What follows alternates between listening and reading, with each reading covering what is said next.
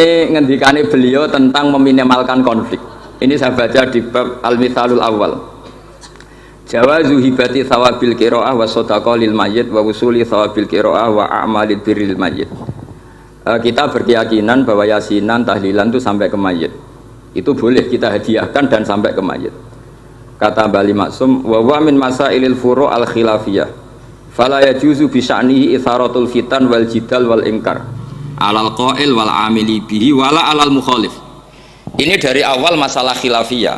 Sehingga gak perlu jadi konflik yang berkelanjutan, baik kita menuntut yang melakukan itu atau menuntut yang menentang itu. Karena dari awal ini masalah furu'iyah. Sing nglakoni nggih monggo, sing nentang nggih napa? Monggo. Selama ini kan kita yang melakukan memaksa orang lain menerima, yang menentang memaksa orang lain menghentikan. Ini tidak fair, kata Bali.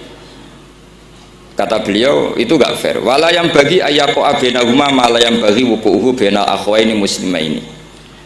Kata beliau, wala in kana lil mani'i mustanadun fa inna li ghairihi mustanadan kadzalik. Kalau yang melarang tahlilan, melarang yasinan dikirimkan ke mayit itu punya mustanad, punya sanad, yang bagi yang membolehkan juga punya sanad.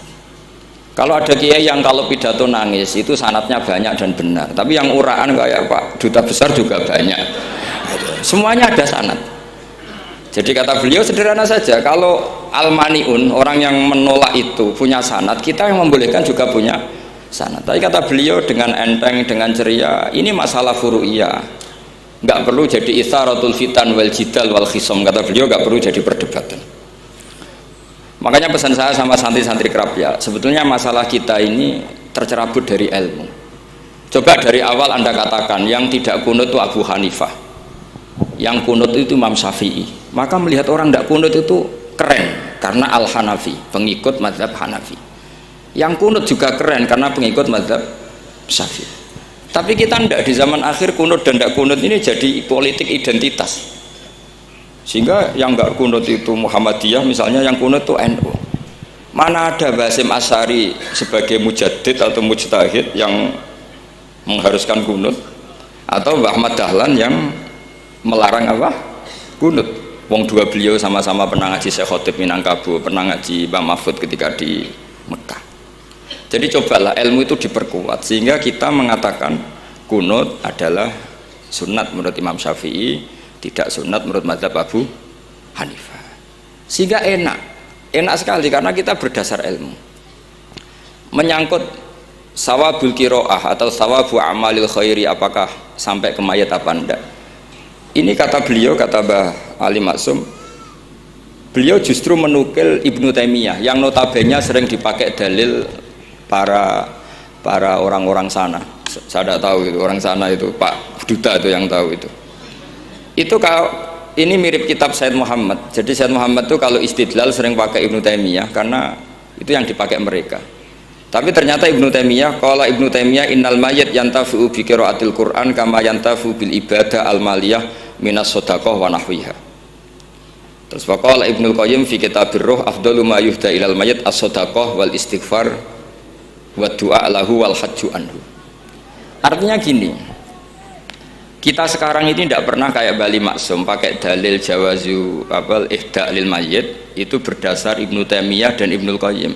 Kita seakan-akan Ibnu Taimiyah itu orang yang pasti melarang itu, sehingga kita itu terus mengatakan sing nyunatno tahlilan ku sapa? Mbah Hasim atau Mbah Fakih atau siapalah, meskipun riwayat ini mukhtalifah dari Mbah Hasim. Pertanyaannya adalah terus kesannya yang membolehkan itu hanya kiai lokal itu, kiai nasional itu. Padahal zaman Bali sudah mengajarkan kita yang membolehkan ihda wa amalil khairi ilal mayyit, yang membolehkan hadiah Yasin, Fatihah, tahlil ke mayit itu adalah orang sekaliber Ibnu Taimiyah dan Ibnu Qayyim. Sehingga dengan kita pakai ilmiah yang diterapkan Bali Maksum, kita ini merasa orang keren, orang global, orang yang keren lah. Karena guru-guru kita Bali Maksum, Mbah Hamid biasa mentahlili, Mbah Munawir semua mentahlili guru-gurunya. Di level ulama global ada Ibnu Taimiyah dan Ibnu Qayyim. Tapi karena kita tidak baca, seakan-akan tahlilan itu hanya tradisi lokal yang tidak di ACC, tidak disetujui ulama kelas internasional. Padahal di sini jelas diceritakan Ibnu Taimiyah berpendapat qiraatul Quran yang dihadiahkan ke mayit atau tahlil itu boleh. Jadi ini sangat penting supaya orang itu pakai tradisi ilmu. Saya pernah ngaji sama Mbak Mun, diberitahu kalaupun Rasulullah pernah kunut sekali, biasanya perdebatan kan oke, Rasulullah pernah kunut tapi ahyanan. Pertanyaannya adalah setiap Nabi pernah melakukan sesuatu itu akan menjadi sunnatan mutaba'ah apa enggak? Tentu jawabannya iya. Nabi meskipun melakukan kunut andaikan hanya sekali, tapi karena pernah dilakukan Nabi, maka kebaikan ini akan menjadi sunnatan mutaba'ah, sunat yang harus kita ikuti terus atau boleh kita ikuti terus. Jadi nggak boleh misalnya Rasulullah itu puasa Senin Kamis juga ahyanan, tidak selalu. Rasulullah itu tofa rokiban juga ahyanan, bukan selalu. Tapi apa saja yang pernah dilakukan Nabi maka berstatus itu akan sunnat ila yaumil qiyamah. Sehingga nggak bisa misalnya di hadis itu ahyanan, kemudian kamu beristidlal ini boleh dilakukan hanya ahyanan karena Nabi juga melakukan hanya ahyanan. Tidak bisa seperti itu. Sekali Nabi pernah melakukan itu dan tidak dibatalkan lewat nasah mansuh, maka kesunatan itu ila yaumil qiyamah. Sehingga Imam Syafi'i cara berpikir meskipun Nabi kunut ahyanan, kalaupun itu ahyanan tentu kunut itu akan sunat ila yaumil qiyamah. Bagi yang tidak mensunatkan monggo, itu ada Abu Hanifah. Makanya kata Mbah Maksum, kata Mbah Ali Maksum di sini diberi muqaddimah wa huwa min masailil furu' al khilafiyah fala yajuzu bi sya'nihi itharatul fitan wal jidal wal ingkar alal qail wal amili bih wala alal mukhalif. Jadi kita sendiri disarankan beliau, kamu juga gak usah nantang debat sama mukhalif karena dari awal sudah masalah-masalah yang apa? Khilafiyah. Lalu terakhir pilihan-pilihan terus kemudian tetap memancing polemik. Saya mau cerita lucu di Ihya. Ihya yang katanya kitab sakral itu ya punya sisi lucu, sisi unik. Nabi Musa sebagai Nabi Bani Israel itu sering digugat karena orang Israel itu tukang debat. Terus Nabi Musa minta ijazah, ya Allah saya kasih ijazah seperti tadi. Beliau minta ijazah Mbah Mun tadi. Minta ijazah yang supaya orang itu tidak bisa berkata buruk sama saya. Semuanya muji saya. Jawabannya Allah itu unik. Ya Musa hadza syai'un lam asna'hu li nafsi fa kaifa asna'uhu bika. Aku pangerane sering disalahpahami pemenah kowe katanya.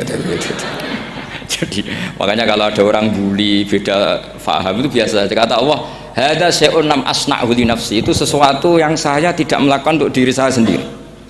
Kata Allah saya ini Tuhan, yang mengatakan saya punya anak ya banyak, yang anggap saya bakhil ya banyak, yang salah paham dengan saya banyak, padahal saya ini Tuhan. Kalau saya mau tak bungkam semua itu orang. Itu saja tidak saya lakukan. Apa mereka terima Nabi? Makanya ini semoga ini saya gojlok Pak Duta Besar jadi pahala beliau. Karena diantara pahala itu disebabkan digojlok orang. Jadi kalau beliau tadi gojlok saya, sekarang tak balas kayaknya pasti menang saya karena beliau sudah tidak bisa ke panggung lagi. Yang jelas saya kagum, ya saya puji betul Gus Zofur ketika dari awal memberi gelar Ad-Dobosi tadi ternyata betul. Tapi saya pastikan itu ada sanadnya, yaitu inna min khiyari ummati fima nabba'ani al-malul a'la qauman yadhakuna jarron min saati rahmatillah. Jadi diantara umat Allah yang pilihan adalah umatku yang kalau umatnya Rasulullah tentu yang kalau banter-banter karena min saati rahmatillah.